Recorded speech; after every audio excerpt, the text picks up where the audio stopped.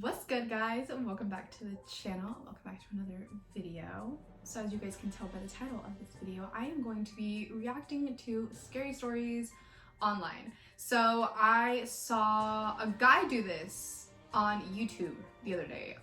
It just kind of came up on my suggested thing, and I watched it and I thought it was such a good idea. I don't remember what his name was, but it was like Nightmare or something. Like Nightmare John or John Nightmare, I don't know, something like that. But I just thought it would be such a really cool idea to just I don't know, hear or watch some scary stories and react to them with you guys, because spooky season. So that's why I have this whole little setup here. Okay, I have my little iPad here. This is where I'm gonna be watching the video on, and hopefully, fingers crossed, I can screen record it and put it on the video so that you guys can watch it with me as I react to it and stuff. I have a little iced coffee here so that we can be ready to go. Make sure you guys grab a drink, grab a snack, and let's hear some spooky stories. I don't really have a game plan for this. I just thought I could YouTube Halloween scary stories, and I did go through these a few days ago just to see kind of what would pop up and stuff, and a bunch of them came up. There's videos that are 20 minutes long to some that are over 3 hours long, just of spooky stories. Oh my god, I just found the guy that I watched the other day. His name is Mr. Nightmare. See, I knew it was something with Nightmare. Definitely go check him out. I'm sure he doesn't need a shout out or anything from me. Duh. But he was the one that I originally saw do this. So yeah, that's where I got this idea from. I think I'm gonna watch this video. This one is an hour and 23 minutes long. It's by a channel called Mortis Media, and it just says 20 true and terrifying Halloween horror stories to creep you out. And then it says scary stories. I don't know how long each one of these are. Maybe we'll do 1 or 2 or 3 depending on how long each one is. But yeah, let's do this one. Mortis Media. Woo!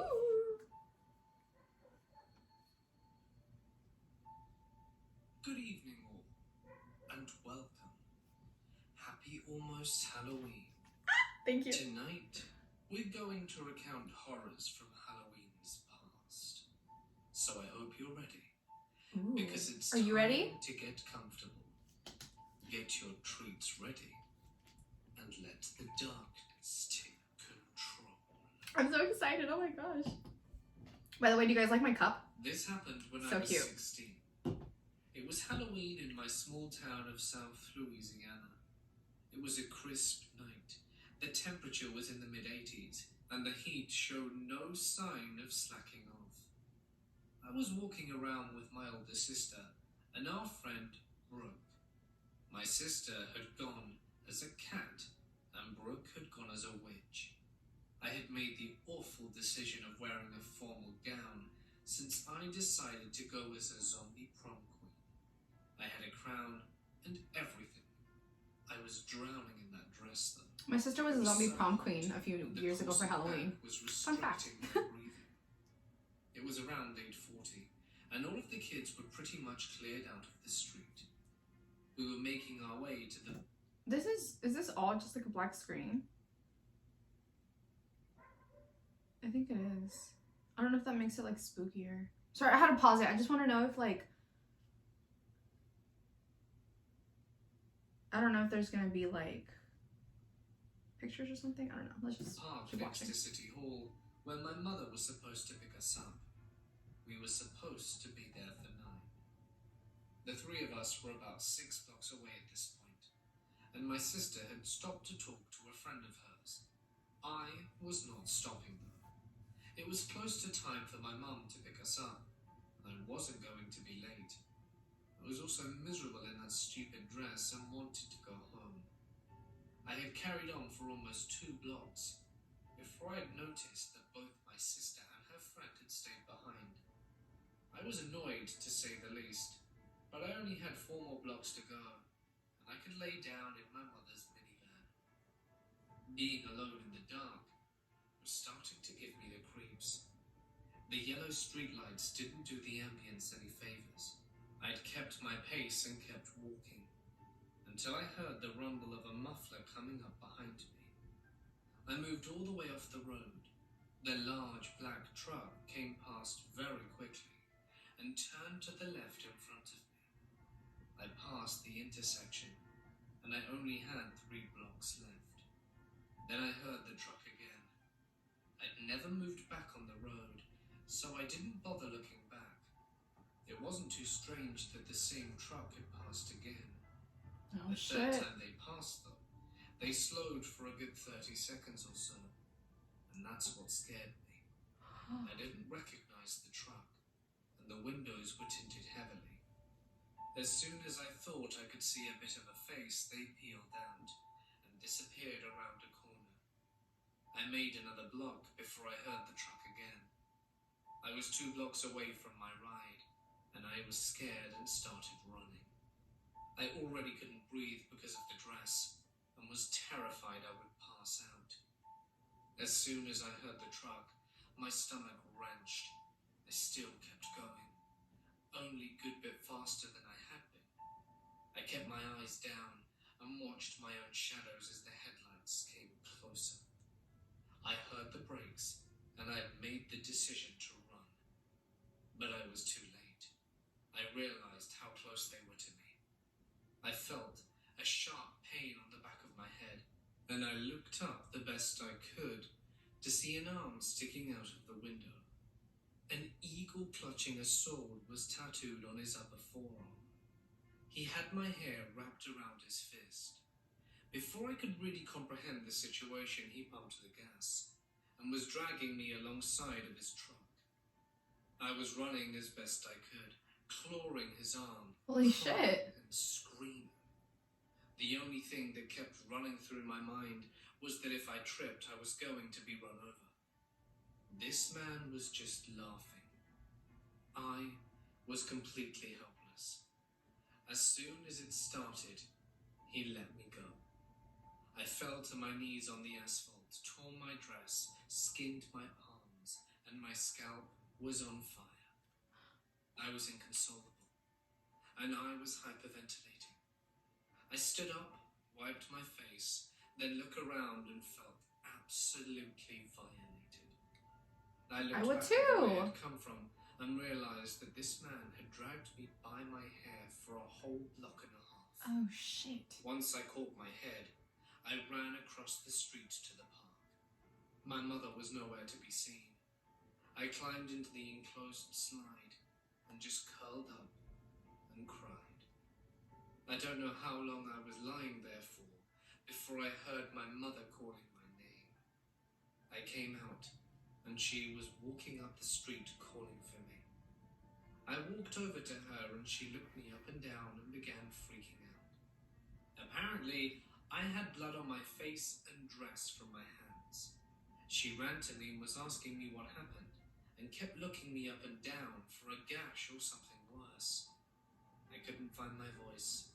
I just held onto her and cried. We spent the next few hours at the police station filling out a report. Long story short, nothing ever came of it. My sister got into trouble with my parents for not being at the city hall on time. Pinche hermana descuidada. Was grounded. My mother had actually left City Hall to go and look for us. She found my sister where I left her, and my sister hadn't even realized that I never stayed. I got in trouble for not staying with my sister, but I didn't get grounded. I'm still pretty mad that the dress was ruined, and I lost the damned crown. I'm even angrier that the man was never caught. This Halloween, I will be out with my godchild trick-or-treating. It'll be the first one that I've gone out for in the 9 years since it happened. Oh my gosh. It was a weekend and Imagine being that traumatized that you never went out again for Halloween. Holy fuck. Okay, I think this is another story.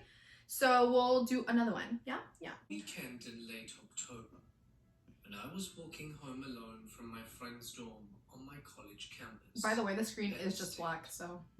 It was around 2:30 a.m. As I get closer towards my door, I don't know why I'm looking at it. There's there's a nothing on it. patch that's not so lit up and is rather dark. I was proceeding to walk up the sidewalk, but a feeling of eeriness overcame me. All of a sudden, a shadow came from the bushes. I stopped and immediately froze. The dark, shadowy man said coaxingly, "Come here. I know you. Come here."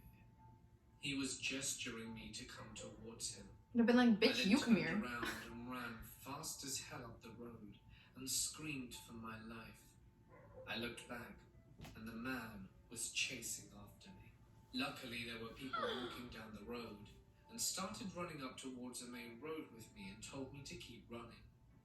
To my amazement, there happened to be a police car on the top of the hill. I gave the policeman all the information I had seen and knew of.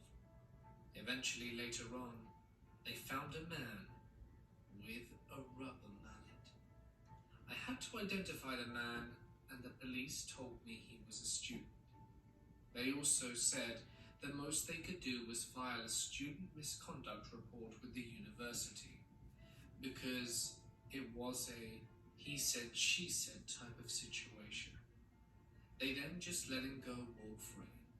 I felt that there should have been more that they should have done. Yeah, I agree. I was escorted to my dorm, but for days I was even afraid to leave my room in case he came back and recognized who I was. I'd be terrified, especially if you went to the same school. Reacting, but I was never so freaked out in my life. This kid was definitely an offie. The kids that helped me were super An sweet. offie. They stayed with me the entire time I talked to the police, and the girl invited me to stay over in her dorm if I felt uncomfortable to go back to mine. The last thing I wanted to do, though, was sleep in a complete stranger's dorm, but the gesture was appreciated and in the right place. I thanked them, and they seemed just as freaked out as me. I'm not sure if it was just some stupid Halloween prank to get a good scare in me, but I feared for my safety and that of others. I now carry pepper spray with me at all times on campus. Smart. And always remember to walk with a friend. The reality is, you never think this could happen to you until it does. I should have listened to my mum when she always told me to never be alone and walk with someone. Okay, I think there's another one. This happened back when I was in high school. Yeah. Ooh. At the time, I worked part-time at a grocery store. These aren't And too it had scary. become a tradition for a bunch of us to all go to some sort of haunt for Halloween. The first year we went to a haunted forest, and then haunted corn maze that began with me falling face first into a mud pile, and that was at the very beginning. And then included things like getting stuck in a shed-type building with a slew of Jason Voorhees characters being chased by Leatherface and other such funny things.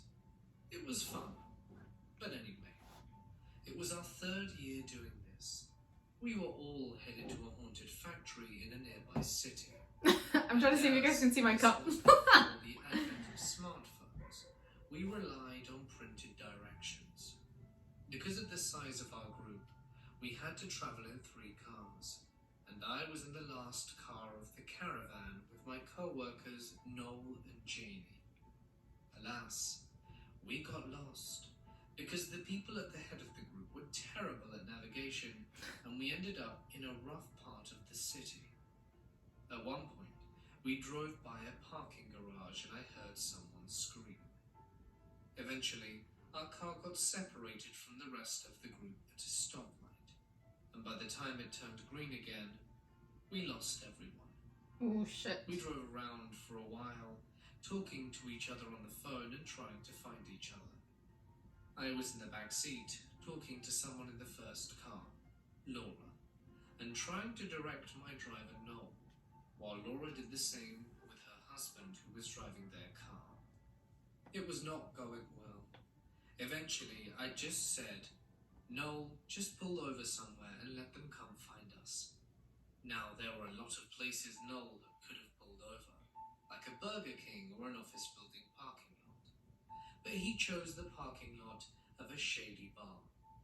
Why? I have no idea. Perhaps it was because there was a large key bank sign nearby, and that served as a good landmark for the others to find us. So we were waiting in this lot for the others, when a line of about 7 cars pulled into the bar. This wasn't so surprising, because it was a Friday night. Yeah. But they didn't park normally. No, they surrounded us, the front end of the cars pointing towards us, and because of their closeness, there was no space for us to drive out of there. We were trapped. Shit. For a few minutes, they just stared at us from their cars, and then they all started to walk out and come towards us en masse. There were at least 10 rough-looking guys, and by that point, I was convinced we were about to be robbed. "Get your wallet out," I told Noel and Janie. As I did the same. I didn't have much money anyway, to be honest, which worried me because I wondered what they would do if it wasn't enough. I was terrified, but was trying to keep calm, and Noel seemed genuinely not worried. But I can't believe he wasn't at least somewhat concerned, especially given his car contained both a teenager, me, and his girlfriend, Janie. As for Janie, she was so scared that she was crying. The guy I presumed to be the leader reached the first door, approaching the passenger side, where Janie and I were. He looked inside the car at us for a moment, and then he and his group all went back to their cars and parked normally. Well, What the fuck? I wasn't taking any chances, and very sternly ordered Noel to go to the Burger King for God's sakes. We eventually grouped up with everyone else and made it to the factory, which was far less scarier than what we had endured. What the fuck? It maybe doesn't sound that scary, but it really genuinely was. I have a few theories. One, the guys got to the car and saw that we probably didn't have much to offer them and changed their minds about mugging us. However, this seems unlikely. Two is that they thought we were someone else until they reached the car and looked inside. Now that's definitely possible. Maybe, yeah. And three, they were just messing with us. Whatever the reason, That's a fucking creepy way to mess with To somebody. this day, 13 years later, I regard the city with caution. Ooh! Okay. This happened when I was 11. Okay, let's do one It more. was Halloween night, and to make things Let's see if even this one's better, really spooky. this year it fell on a Friday. I was trick-or-treating with a friend of mine, Jane, and both her and her mum. Jane was dressed as a birthday present, and I was Dorothy from the Wizard of Oz. Birthday present. It was around 9 p.m, and Jane and I had collected a mountain of candy, to the point where our arms were beginning to hurt from carrying these heavy bags. My straw has a fucking hole in it. We came to a hill. I keep getting in our coffee all over me. neighborhood where there aren't any houses until you get to the top. I was determined to increase my candy intake as fast as possible, so I sprinted to the top of the hill, leaving Jane and our parents behind. When I reached the top, I heard my mum yell for me to wait for them, but I was impatient, but I still did what I was told. About that time, a black car pulled up next to me. I think it was either a Volvo or Honda Civic, and a guy who looked to be in his late 20s to early 30s rolled down his window and said hello. He looked like the friendly type, so I happily said hello back. He asked, "Have you gotten a lot of candy tonight?" "Yup," and showed Creepy. him my nearly overflowing bag. "That's awesome. Can you come here and give me some candy?" That's when I froze. My parents were the kind of people who drilled stranger danger warnings into your head. And this guy may not have looked like a creeper, but all the signs were there. At this point, I didn't really know what to do. I guess the guy saw my face because he motioned for me to come. "I just want a little candy, not the whole bag." I noticed someone at the passenger side lean forward to look at me too. Both of them had creepy smiles on their faces. Ew. I contemplated whether or not I should run, but it was lucky about that time my mother came running up the hill, having seen what was going on. The guys saw her too, faces turning white. "I gotta go," he said, staring at my mum the whole time, and floored the car down the road. My mum ran to me and I threw my arms around her. When Jane and her mum finally caught up, we all walked back to my house. My bag of candy was eventually able to take my mind off the situation, but I occasionally look back on this nowadays and can't help but wonder what would have happened to me if I'd have gone up to that guy's car. Thank goodness I was smart enough not to. Oh my god, creepy. When I was Creepy. about 11 or Okay, this will be the last one. This will be the last I one was for real, eating for real. candy with friends on Halloween.